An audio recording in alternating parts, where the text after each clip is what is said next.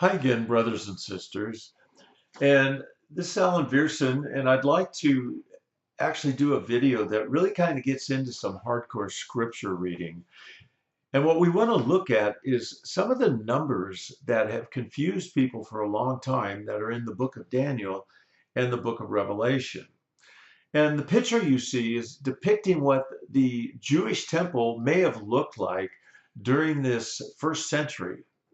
And Revelation 11:2, it says, "But the court which is without the temple, leave out and measure not, for it's given unto the Gentiles, and the holy city shall be tread underfoot for 42 months." So that's 1,260 days. And then some of the other numbers is 1,290 days, 1,335 days, and 2,300 days. Now, again, these have confused researchers, but especially if you subscribe to the futurist view. And what I want to do is kind of clear up some of these numbers, looking at it from a little seasoned viewpoint. So before we get into the numbers, let's set the stage.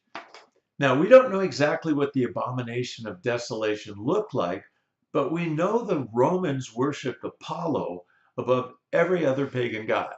So Apollo was a Roman god, and its image ended up being everywhere. So there's going to be a covenant made between the Pharisees and the Roman prince, who I'm going to declare as being Nero. There was a change of heart midway through the 70th week. Okay, so they have a covenant, but the prince to come breaks the covenant.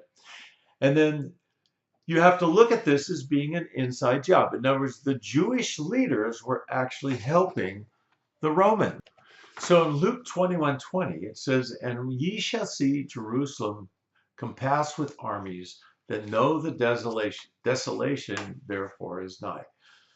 So in other words, you're going to see the Roman armies surround Jerusalem. And when you see this, then basically the word is to get out, because it's going to be soon that they're going to destroy the temple and then the whole city. Now in Daniel 11:31, it says, "And forces shall be mustered by him," him being the prince to come, "and they shall defile the sanctuary fortress. Then they shall take away the daily sacrifices and place there the abomination of desolation." So first they set up the abomination. And of course, the abomination that was set up in Rome could have been their god Apollo. Okay, they had the god of Apollo all over.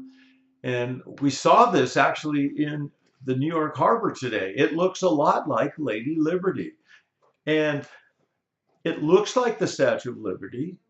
And this symbol has been copied all over the world. So at the time of this Roman siege, basically Roman Caesar had a deadly wound that was healed. And because he was said to be possessed by the Apollo spirit, it gave him the ability to keep speaking even later on after his death. Now, from a historic view, the worst tribulation in Jewish history began in 66 AD with three major rebellions by the Jews against the Roman Empire. So if you look at the Statue of Liberty, that's not a lady, okay? Look at the hands, the arms, the legs, the jaw structure on the statue. Again, that's no lady, but it does have a striking resemblance to the famous painting of Lucifer that was done in 1797.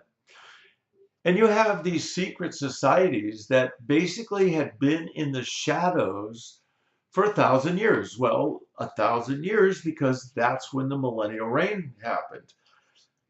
But when the saints and Jesus, when the 1,000 years was over and they went back to the kingdom, wherever they are, which we don't know for sure, basically that's when these secret societies started to appear. They started coming out of the shadows.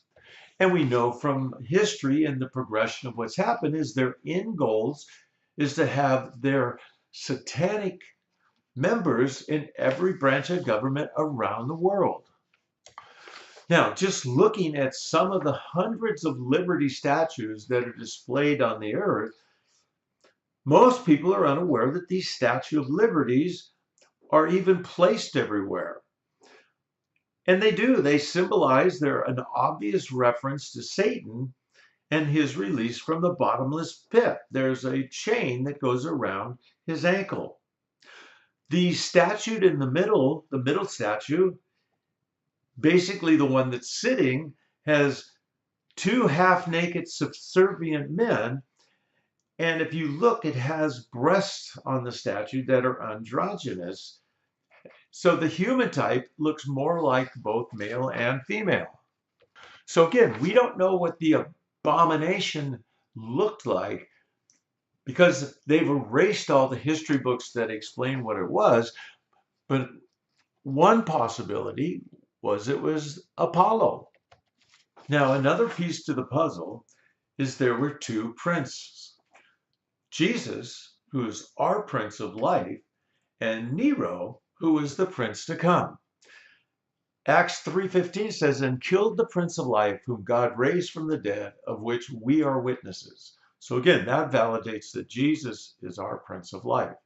In Daniel 9, it says, after the 62 weeks, Messiah shall be cut off, but not for himself, and the people of the prince who is to come, the prince who is to come, I believe is Nero, shall destroy the city and the sanctuary. The end of it shall be with the flood. Until the end of the war, desolations are determined. So historically, Nero's persecution of Christians aligns precisely with the beast in Revelation 13, who was given authority to make war on the saints and to conquer them for a period of 42 months, 1,260 days, with power over every tribe and people and language and nations. So beginning in November 64 AD, ending with his suicide in June 68 AD, Nero's campaign against Christians lasted exactly 42 months. The saints were encouraged to endure and remain faithful. Revelation describes the beast from the sea as receiving support from a second beast from the earth, compelling the earth and its inhabitants to worship the first beast. So you have statues of Nero that were erected, and basically the kings had to come and worship these images. And the statues of Nero were reportedly able to appear alive, and those who refused to worship the image were executed.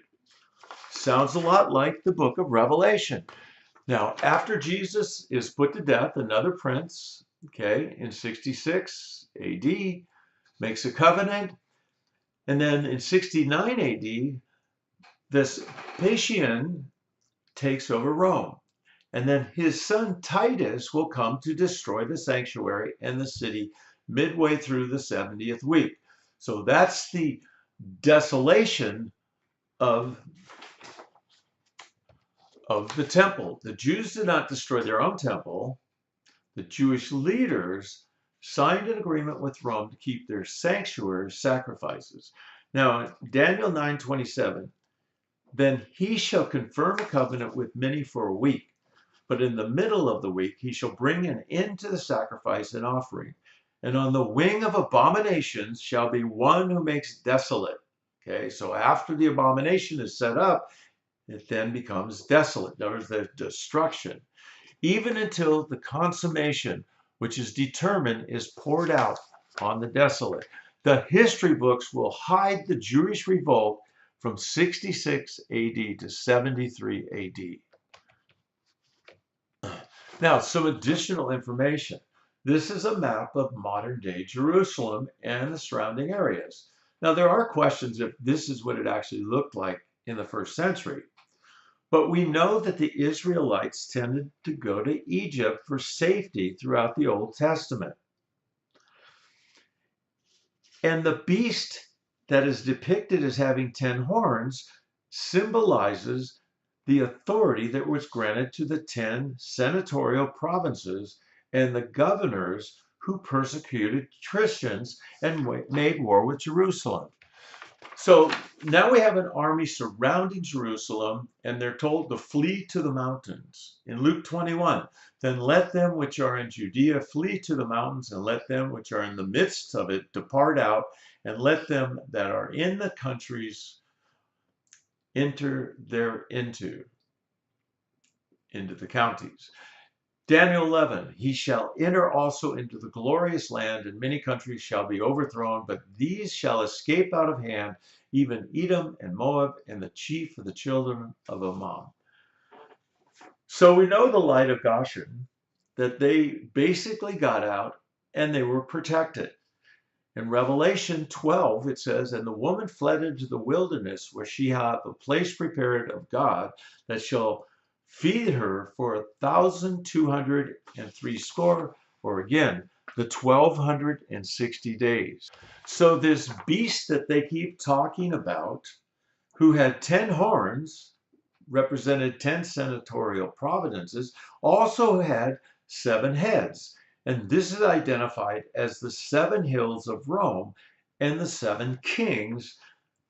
5 of these kings had fallen. 1 reigned during John's time, and another was to come briefly. Nero was the 6th when he was assassinated. Now we'll start looking at the numbers directly. And who was the harlot of Babylon? Well, the harlot of Babylon is Jerusalem. There's no doubt about that. Scripture says it was Jerusalem. So what are the 1260, 1290, and 335 days about?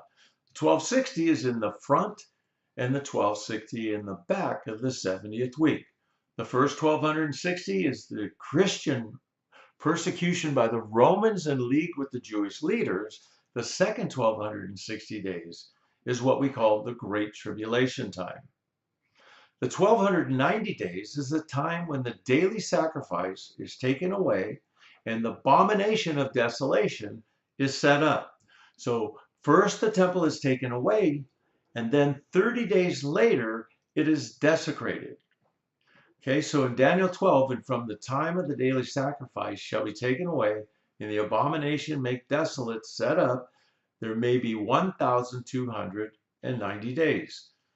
Jerusalem surrounded in the second 1,260 days, the abomination 30 days into the second 1,260 days. So you can see 1,290 days.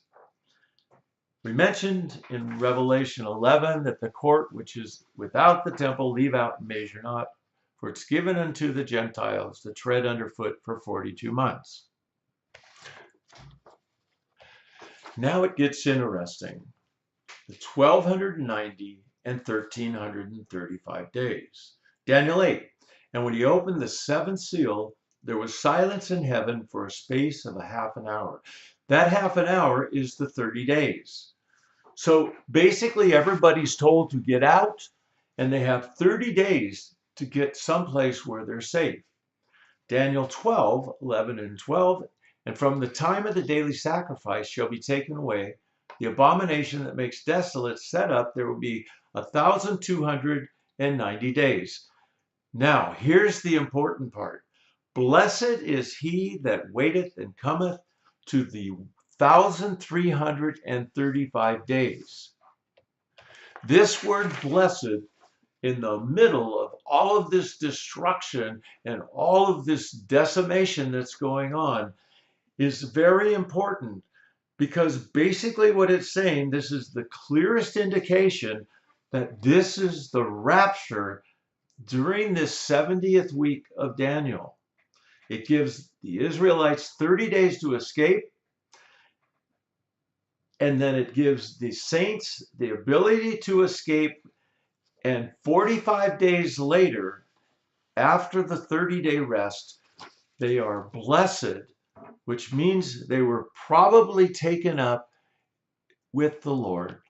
The 45 days are added to the 1,290 days to equal 1,335 days, possible rapture. Jesus warns it's too late after this date to escape the tribulation. He says in Revelation 22, he that is unjust, let him be unjust. And he which is filthy, let him be filthy still. And he that is righteous, let him be righteous still. And he that is holy, let him be holy still. In other words, at this particular time, it's too late to change. You're going to go through the tribulation if you have not accepted Jesus, if you're not righteous at the day 1335 days after the beginning of this 70th week, then it's virtually too late to not go through the tribulation. That does not mean you can't still be saved. Now, what is this 2,300 day prophecy? Well, in Daniel 8, 13, 14, it says, Then I heard one saint speaking to another saint, said unto a certain saint which spake, How long shall be the vision concerning the daily sacrifice and the transgression of desolation, to give both the sanctuary and the host, that would be Jerusalem and Rome, the host, to be trodden underfoot? And he said to me, 2,300 days. Then shall the sanctuary be cleansed, meaning that 2,300 days, in other words, 6 years and 3 months after the abomination that makes desolation, the sanctuary was cleansed. That was when the world was judged. The 7 vials occurred during 73 AD to 76 AD. And we know that because the sanctuary was cleansed after the vial judgments. It is a continuation that goes past the 70th weeks. Ultimately, the sanctuary was cleansed in 76 AD. That is when the world was judged. The stone that broke the feet of the clay and iron, the 7 vials, occurred after 73 AD until 76 AD. The feet of clay and iron will be Jerusalem and Rome. They were destroyed together, and there are verses that will show you this. The feet of miry clay and iron. This is 2,300 days, or 6 years and 3 months after the abomination that made desolate. Now, here are verses that show that Jerusalem and Rome fell together. Revelation 16, and the great city was divided into 3 parts. So Jerusalem, that's another topic, is divided into 3 parts. And the cities of the nations fell. The great Babylon, Jerusalem, came in remembrance before God to give unto her the cup of the wine of the fierceness of his wrath. And every island fled away, and the mountains were found. No mountains were found because the whole place was destroyed. And there fell upon men a great hail out of heaven, every stone about the weight of a talent. The men blasphemed God because of the plague of the hail, for the plague thereof was exceedingly great. All of these processes and judgments are going to change the world radically. This is a tectonic shift in the Earth's surface. The mountains will fall down, the islands will no longer exist, the cities will be laid under ruins. All the land, cities, rivers, and mountains were different now. There was a new heaven and a new earth. They were created or established as separate continents after all of these events. There was a supercontinent, became 7 continents. The topography was different, and I will show you in future videos how this can be proven. Scientists think that this process took millions of years. They believe it will return to the way it looked in the beginning. These are all lies and deception. Remember, the controllers do not want you to know anything that happened during the tribulation period or during the millennial period, certainly. In 1 Peter 5:13, it says, The church that is at Babylon, elected together with you, saluteth you, and so doth Marcus and my son. Basically, the 2 cities in Peter's day that were famous for their wickedness and spiritual rebellion, that were just like Babylon, was Rome and Jerusalem. The Jewish leader Simon Bar Kokhba, whose followers revolted against Roman authority, directly led to the death of 580,000 Jews. This is well documented. But in addition to that, during this period of time, there was disease and famine in desolated Judea that killed tens of millions of people worldwide, and especially millions in Israel, or Judea, I should say. So 33 years after they killed the Prince of Life, the prince to come, Nero, signed a covenant with the Jewish leaders in 66 AD. This started War of the Jews. The war was with the Christians. The War of the Jews initially was with the Christians. The prince to come destroyed the temple in 70 AD with 3.5 years of peace, or after 3.5 years of peace. This occurred in the midst of the 70th week of Daniel. The ultimate destruction of the whole city of Jerusalem was 73 AD. The temple was destroyed when the abomination that was made desolate happened. The apostles and the early followers of Jesus believed Jerusalem's days were numbered during their generation. Beyond the four Gospels and the book of Acts, the physical Jerusalem is barely mentioned. In 1 Peter 5:13, she who is in Babylon, chosen together with you, sends to you greetings, and so does my son Mark. The name Jerusalem does not appear in the book of Revelation. John refers to her as the great city, which spiritually is called Sodom and Gomorrah, where also the Lord was crucified. If Christians today realized that Babylon had fallen 2,000 years ago in 70 AD, they might realize that the 1,000-year reign of the Lord Jesus Christ may have already taken place. The fall of Rome was in 76 AD. The great mountain was Jesus. So in Daniel 2, it says, then was the iron, the clay, the brass, the silver, and the gold broken into pieces together and became like the shaft of the summer threshing floor. And the wind carried them away, and no place was found for them. And the stone that smote the image became a great mountain and filled the whole earth.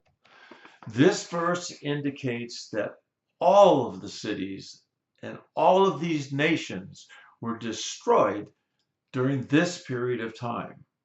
The fall of Rome happened during the trumpet and Baal's judgments. They all occurred together, Jerusalem and Rome. We are in the age of deception today. The millennial kingdom has been completed. And the final 7 vials occurred between 73 AD and 76 AD. Ultimately, it says the sanctuary was cleansed after the vial judgments. Now, I'm going to say up front that I don't know absolutely for sure these dates. I'm telling you that it's a good starting place. And for you to research this, looking at it from a different view than a futurist view that says that we're still waiting 2,000 plus days or years after Jesus was crucified. This is a summary of the dates that I went over and a timeline with the prophetic gap being either 2,000 years or 33 years after the cross. And you can go over this on your own time, but I just want to mention that the key here is it's a 1,000-year reign. The main purpose of Jesus's 1,000-year reign was to fulfill all of the Old Testament prophecies given to Israel and the promises made to Jesus, the nation, and the whole earth, but also to rebuild the earth after everything had been decimated and destroyed, as you saw in one of the earlier videos. Basically, 1,000-year reign has over. Satan has been released from the bottomless pit, and now he's allowed to deceive the nations for a little season. The next thing that is to come is the eternal judgment where the new heaven and new earth will be without sin and without any kind of evilness. Remember, death will be destroyed after the final judgment. Revelation 20:14. Then death and Hades were thrown into the lake of fire. The lake of fire is the second death.